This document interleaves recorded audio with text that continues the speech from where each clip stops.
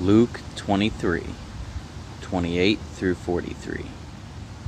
And Jesus said, turning to them, "Daughters of Jerusalem, do not weep for me, but weep for yourselves and your children. Look, the days are coming when they will say, 'Blessed are the women without children, the wombs that have never bore, and the breasts that have never nursed.' When they begin to say to the mountains, 'Fall on us,' and to the hills, 'Cover us.' For if they do these things when the wood is green, what will happen when it is dry?" 2 other criminals were also led away to be executed with him. When they arrived at the place called Calvary, they crucified him there, along with the criminals, one on the right and one on the left.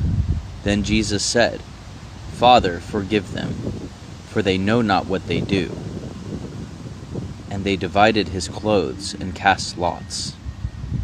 The people stood watching, and even the leaders were scoffing. "He saved others, let him save himself, if this is God's Messiah, the chosen one." The soldiers also mocked him. They came offering him sour wine, and said, "If you are the king of the Jews, save yourself." An inscription was above him, "This is the King of Jews." Then one of the criminals hanged there began to yell insults at him. "Aren't you the Messiah? Save yourself and us." But the other answered, rebuking him, "Do you not even fear God, since you are undergoing the same punishment? We are punished justly, because we're getting back what we deserve for the things we did. But this man has done nothing wrong."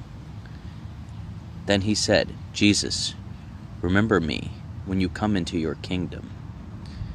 And he said to him, "Truly I tell you, today you will be with me in paradise."